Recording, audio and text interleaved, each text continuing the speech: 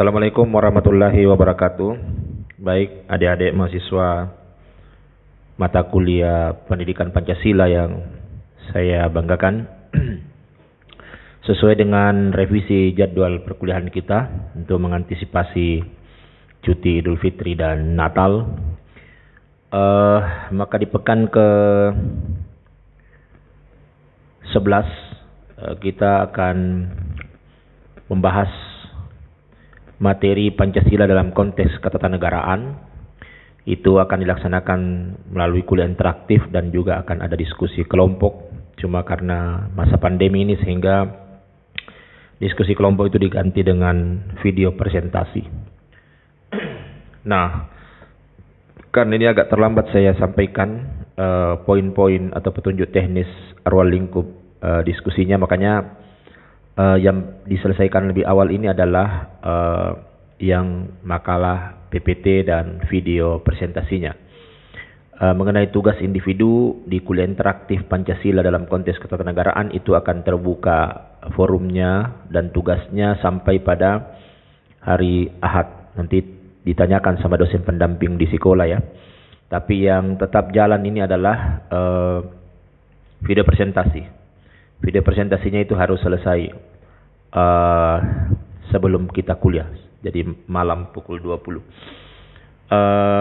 Adapun yang kita akan diskusikan, seharusnya ini kan pekan ke-11 cuma satu diskusi terkait dengan Pancasila dalam konteks ketatanegaraan. Sementara interaktifnya Pancasila dalam konteks ketatanegaraan itu di pekan ke-10, pekan kemarin.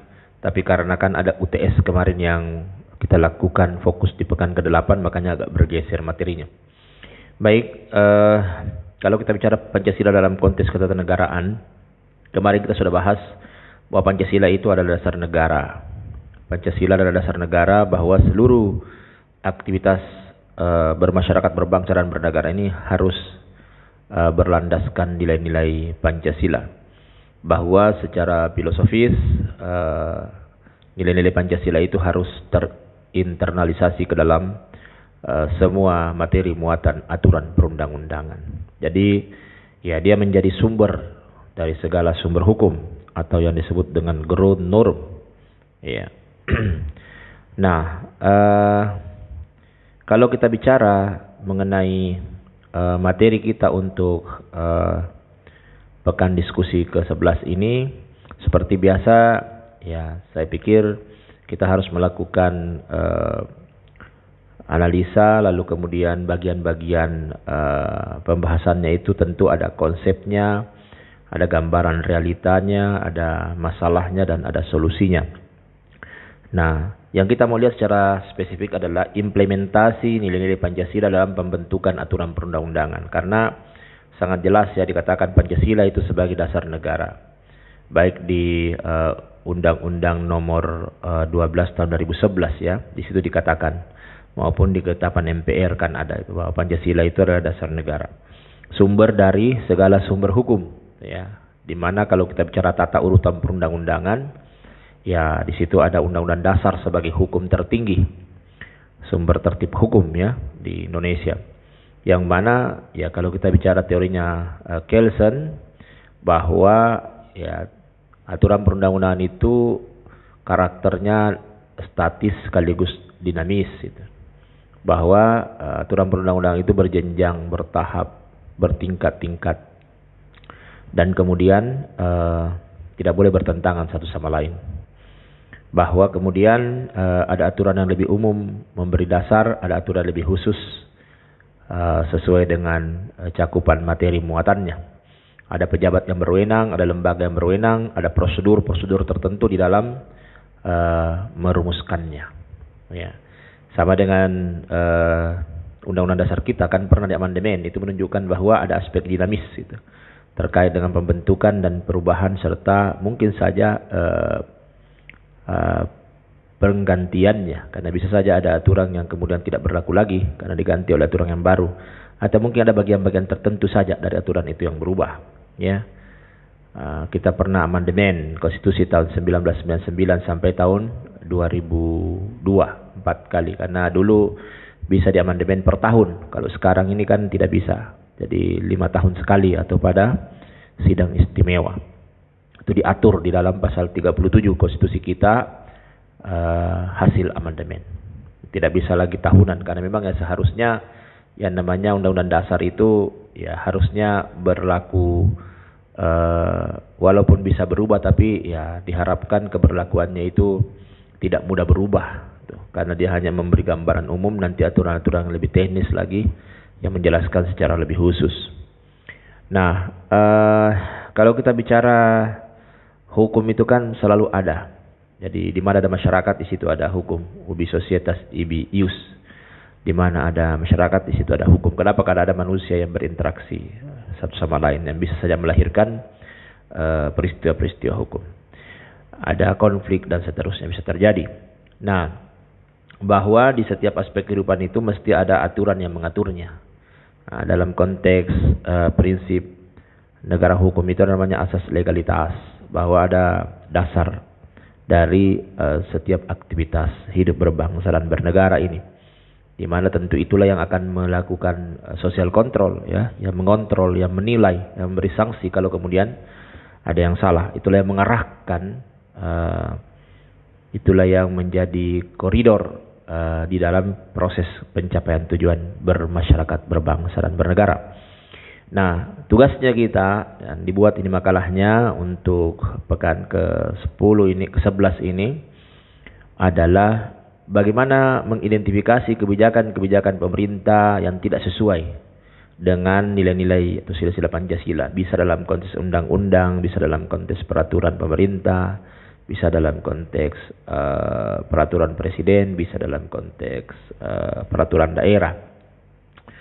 Baik itu terkait ekonomi, politik, sosial budaya, dan pertahanan keamanan. Jadi identifikasi itu kebijakan-kebijakan pemerintah yang tidak sesuai dengan nilai-nilai Pancasila. Atau mungkin saja ada yang melihatnya bahwa kebijakannya sudah sesuai, tapi pelaksanaannya lagi yang tidak sesuai. Tapi kita lebih fokus melihat adakah yang menurut mahasiswa kebijakan itu tidak sesuai dengan nilai-nilai Pancasila. Misalnya dalam konteks ekonomi, ada kebijakan ekonomi yang mana itu kelihatannya tidak adil bagi pribumi, atau itu mungkin tidak sesuai ideologi kita, lebih cenderung menjadi kapitalis, liberalis, padahal kita punya ekonomi kekeluargaan misalnya. Nah, silakan nanti dilihat itu. Atau dalam konteks politik, ya, bahwa seharusnya demokrasi kita demokrasi Pancasila, tapi ternyata yang muncul demokrasi liberal misalnya, gitu. Bahwa sosial budaya kita kan masyarakat yang religius, ya. Jadi masyarakat Indonesia itu masyarakat religius. Artinya bahwa di sini ada ketuhanan yang Maha Esa, ada nilai-nilai ada nilai-nilai keagamaan, ya. Karena di situ ada ketuhanan yang Maha Esa, berarti ya bangsa ini bangsa yang beragama dan berkepercayaan. Sehingga seharusnya menjadi ya negara yang penduduknya menjunjung tinggi nilai-nilai moral dalam kehidupan bermasyarakat, bangsa dan bernegara. Nah, siapa tahu ada mahasiswa melihat, oh ini ternyata kebijakannya membawa bangsa ini menjadi sekuler, atau membawa bangsa ini menjadi hedonis dan seterusnya. Padahal ya kita bangsa yang berketuhanan. Nah, silakan nanti dicari tahu itu. Atau misalnya dalam konteks Hankam, bahwa seharusnya kan ini pertahanan dan keamanan ini kan berpisah, ya. Polisi, keamanan, tentara nasional kita di pertahanan. Mereka ini kan tentara pejuang, tentara profesional, tentara rakyat, ya. Yang mana ya rakyat itu harus dilindungi, bukan sebaliknya, bahwa rakyat itu seperti terancam, rakyat itu seperti takut terhadap aparat atau alat negara ini. Karena dalam konteks pertahanan negara, bela negara itu ya sistemnya kita kan sisamkan rata, bahwa TNI Polri itu sebagai unsur utama ya harus menyatu padu dengan rakyat. Karena sistem kita sisamkan rata, sistem pertahanan keamanan rakyat semesta. Tapi adakah kebijakan yang akhirnya kemudian membuat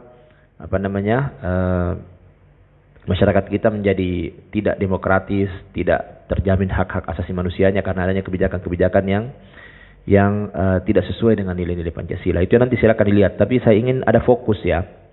Fokusnya itu pada ekonomi untuk kelompok 1 dan 2. Fokusnya pada politik kelompok 3 dan 4. Fokusnya pada sosial budaya dan pertahanan keamanan untuk kelompok 5. Nah, kemudian selanjutnya bagaimana kelompok 6 dan kelompok 7? Nah ini. Ya, dikatakan bahwa yang namanya aturan perundang-undangan itu kan tidak boleh bertentangan satu sama lain. Nah, di Indonesia ini kan ada lembaga Mahkamah Agung, Mahkamah Konstitusi diberi kewenangan untuk melakukan judicial review atau untuk melakukan constitutional review. Kalau undang-undang bertentangan undang-undang dasar, maka Mahkamah Konstitusi bisa melakukan constitutional review. Kalau kemudian ada aturan di bawah undang-undang bertentangan undang-undang dasar dengan undang-undang, maka akan ada judicial review di Mahkamah Agung. Nah, kelompok 6 dan 7 ini mencoba mencari minimal dua aturan perundang-undangan, dalam hal ini undang-undang yang telah diuji konstitusional oleh Mahkamah Konstitusi. Nah, nanti di deskripsi apa putusan terkait pengujian itu, bagaimana prosesnya, dan kira-kira apa yang terjadi kalau itu tidak dilakukan pengujian. Karena ya itu tadi, bahwa bisa saja karena kan lembaga negara, pejabat negara yang membuat itu kan, yang berwenang membuat aturan itu kan bertingkat-tingkat, yang bisa saja kemudian ada kekeliruan di dalam penetapannya maupun materi muatannya, sehingga ya perlu ada pintu-pintu untuk melakukan pengujian, judicial review atau constitutional review. Nah, silakan nanti kelompok 6 dan 7 melihat itu, ya. Jadi fokus di sini dulu. Nanti kemudian tetap dikerjakan itu di forum terkait dengan kuliah interaktif sesuai dengan revisi jadwal kita. Nanti dibuka deadline-nya sampai hari Ahad. Tanya sama dosen sekolahnya. Baik, saya pikir itu adik-adik. Cukup sekian, terima kasih. Assalamualaikum warahmatullahi wabarakatuh.